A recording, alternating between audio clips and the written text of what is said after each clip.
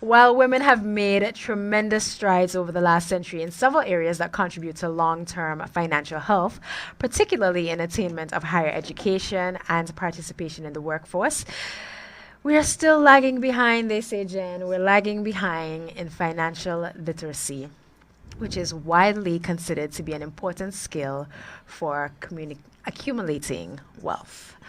Joining us now is Megan Samuel Fields, CEO of the Samuel Fields Consulting Group, and Reed Whitlock, CMO of the Samuels Consulting Group. And they're going to have a talk. They're going to give us some advice, Jen. Yes, please. They're going to give us some advice today on how we can accumulate wealth and be financially healthy. Good morning, ladies. Good morning. Good Good morning. morning, good morning, David Lee. And the other young lady, didn't catch her name. Yes, good That's morning Jen. to That's Jen. everyone. Oh, Jen. I remember Jen. Good morning, Good Jen. morning. So, off the bat, Megan, I have to ask because many people may not even know what financial literacy is. Please Right. explain.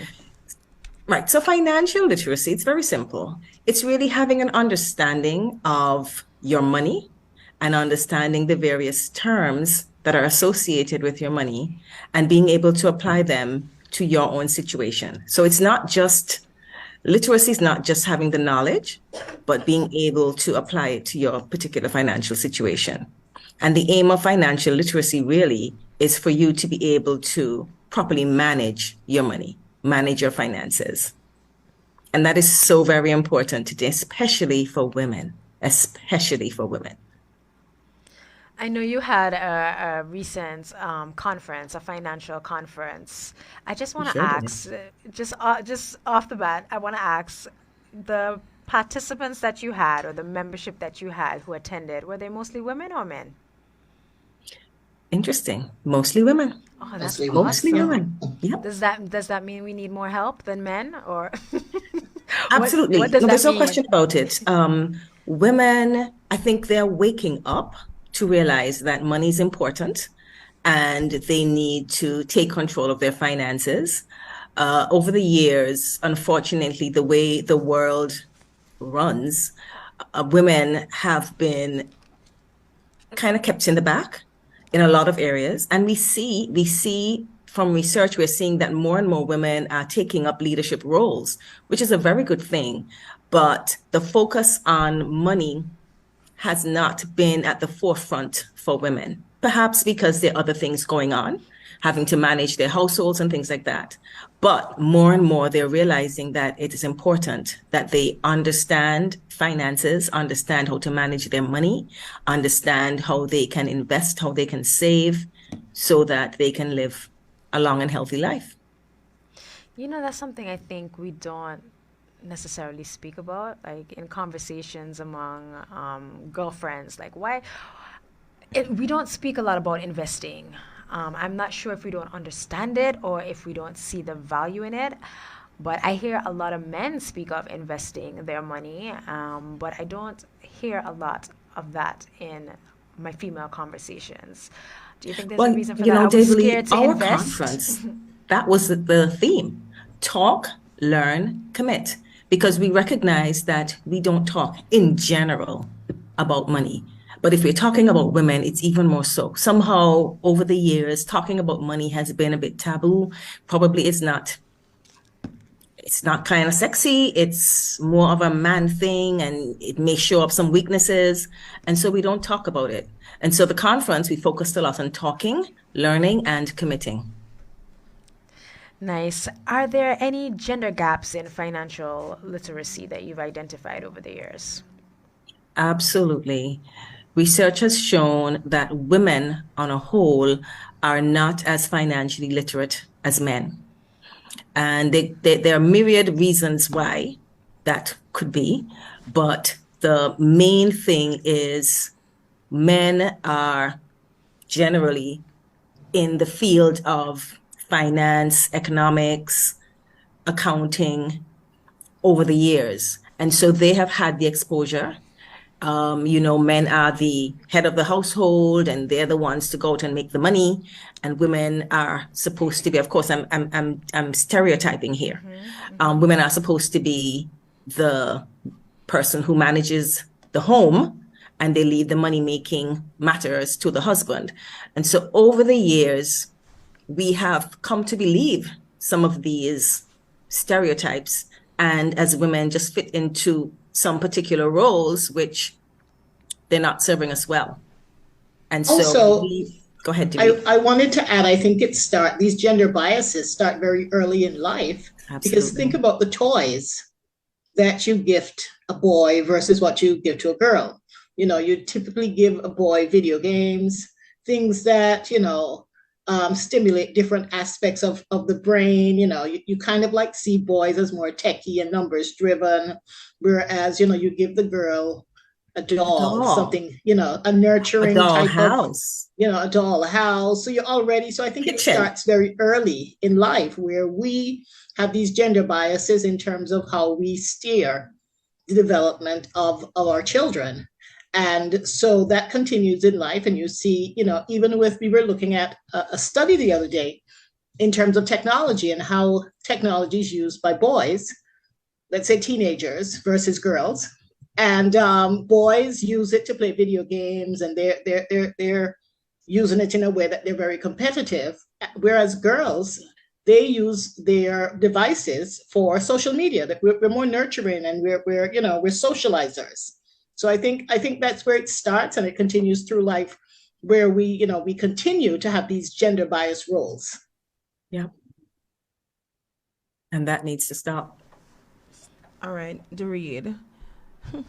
Women tend to Yes. indulge in certain things such as shopping sprees, vacations, and self care routines more than men. What advice can you give to women in being more disciplined? Well, I probably will give you the same She's advice like, well. I give myself. To read your glance all yourself. This is a hard question. Yep, it is. It stems from our socialization. It stems from our socialization, where women gravitate to things that make us feel good. It's about what makes us feel good, the people around us feel good. We're nurturers by nature.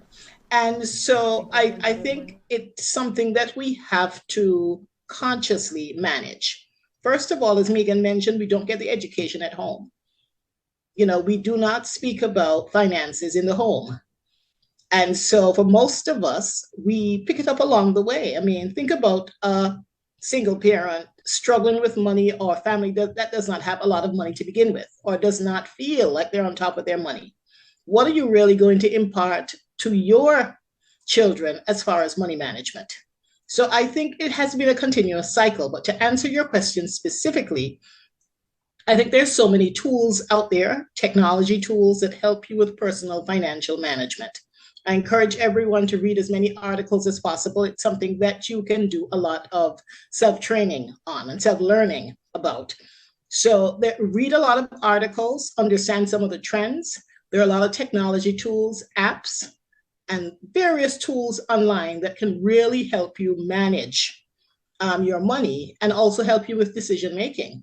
Money is a finite thing. If you spend it on one thing, you're not going to have it. If you spend it on A, you won't have enough to spend on B. So it's about mindset and lifestyle. So getting the education and understanding how money works and how you can make money work for you, but recognizing that you also have to make that lifestyle change that matches your money management. So we say with the conference, it was TLC, talk, listen, and commit. And we got the question, what's that? Learn. Talk, what did I say? Listen, I'm sorry. Talk, learn. Talk, learn, and commit. And now what's next is you need a total lifestyle change. So it's still TLC, but it's total lifestyle change. So hopefully that answers your question. That is an awesome point. How important is it to create a budget? Because I feel like with everything we do, and that could be, us women, we want to do our hair, we want to do our nails, but we still want to make sure that our bills are paid. How important is it to create a budget and actually keep track? Because I know of somebody who has an entire Excel sheet that she does every month and updates it, and she sticks to it. And I'm like, I feel like that's so tedious. Like, I feel like that's a difficult thing to do, to actually create a budget and stick with that budget. Right. So I'll tell you, Dave Lee, there are 5 things that we say you should do with your money. And we've actually created a game around it, which we did at our conference. But the 5 things are: you have to have goals, financial goals. You have to make a budget. In fact, we call it money must. So you must have goals, financial goals. You must create a budget. You must invest and multiply your money. You must manage debt, and you must enjoy your money. The budget is absolutely important. But I'm so glad you mentioned what your friend is doing. That is what I think turns people off. Now, your friend clearly likes doing that. And so that way of budgeting works for her. But there's no one set way of budgeting for everyone. So you have to find what works for you. Some people are very techie. So they go and find an app and they do whatever the app says, and it keeps them on track. Somebody else, that might not work for them. The old handy dandy paper and pen always works. So making a budget, it's not so much the type of budget or the way you go about budgeting, but it's that you do it. Because a budget is simply a picture that shows you the amount of money that's coming in, the amount of money that's going out, and where exactly is that money going out. And that's important, because it's not just that you have a certain amount of money coming in and a certain amount of money going out. Where is that money going? Because in budgeting, you're going to want to see how you can perhaps tweak some of these expenses. So you need to know where the money is going, so you can make the decisions as to, okay, perhaps I won't go out this weekend. I will save that money because I have to keep my emergency fund at a particular level. So budgeting is very important, but people, I find, get hung up on wanting to find that particular Excel spreadsheet or that particular app. Just find what works for you. And at SFCG, we always say, just take a little step. So just grab a pen and paper, just write down your income, your expenses. Is there any excess? Is there overage? And if so, what are you going to cut back on? And then the other thing with a budget, it is not static. So if you create a budget today, you're going to be looking at it next week, or for sure by the next month, and see how you tweak it. So a budget is very, very important. Just don't get hung up on the fanciness about a budget. Pen and paper can work. Sure. All right, so I know during your recently concluded financial wellness conference, there was an interactive game for women called the 5 Money Musts. Is that something that has been officially released? And what are the highlights in this game? You want to take that, Dave? Well, actually, it wasn't, when we played it in the conference, it was a general game for everyone. What we have now is a female version of it, called the EmpowHER game. And we're actually launching it tomorrow on our Little Bite Ideas show. It's at 5 Antigua time on Facebook and YouTube. And what it is, it's the same game where it looks at the money musts, as well as other information related to the financial habits of women. It's an interactive game. It's a lot of fun. It was a real hit because people actually play it on their, you can play it on your phone. You need another device other than what you're watching us on, ideally. And so it's a really fun game. People love contests and quizzes. So it really walks you through some of the steps that you must take. So whereas we played the general game during the Financial Wellness TLC, starting tomorrow and throughout the rest of March, please join us. We will be playing the game EmpowHER to look at some of the decisions that women need to tackle as far as our finances. And it's a way of educating you along the way by looking at the responses. Mm-hmm. And Dave Lee, one of the things that we have found, and research has shown, when you have a difficult topic or a topic that persons seem to have some difficulty grasping, it's always good to do it through gamification, creating a game so that it doesn't seem as hard. Think back to your school days and you had to do physics or chemistry or, for some people, literature, which was just so hard. And if you could turn that into a game, it then makes it even so much more interesting. So that's what we are doing. We recognize financial literacy is something that people, from the time they hear financial literacy or anything to do with money, people just get a kind of feel a certain way and think they have to shut down. But if you have a game where it's fun, where it's competitive, because there seems to be a competitive person in most of us, then we can use that avenue to share what we need to share about financial literacy, about financial wellness, about financial empowerment. Yes, so it's about socializing financial wellness. Yes. So we are about to conclude our discussion. Time flies when you're having fun. You know.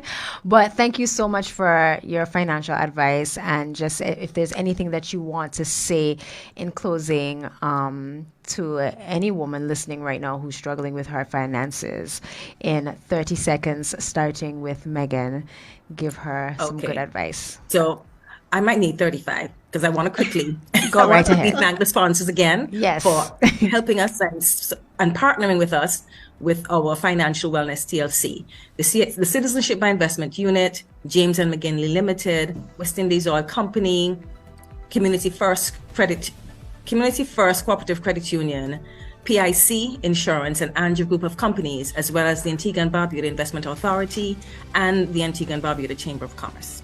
So what would I say to a woman who needs to manage her finances? I would say, first off, stop and take a deep breath.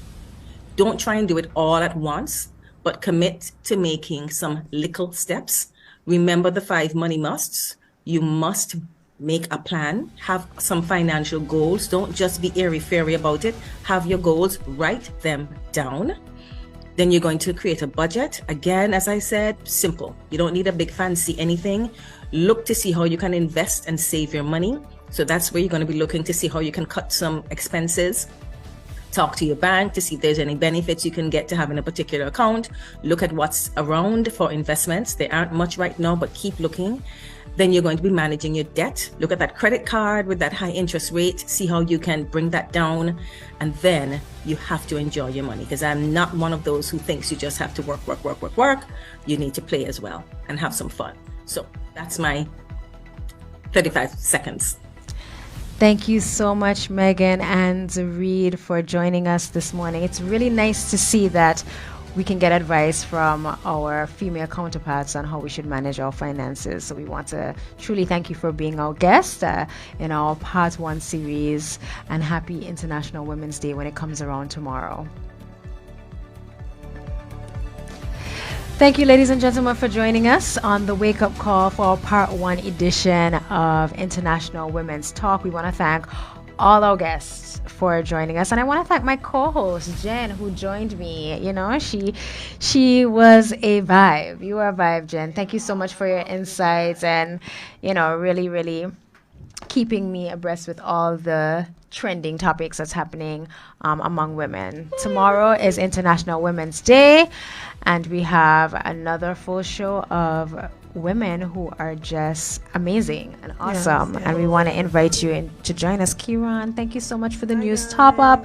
Darren was a producer today. He was behind the scenes. Juste, technical director, who I just want to say publicly that I truly appreciate you, Juste. You are amazing. Malik and Denise, who already, left us, but they are amazing as well. And everybody will be back tomorrow. It is 9:01 a.m. Godspeed our collective lives, as Darren usually says. Good morning.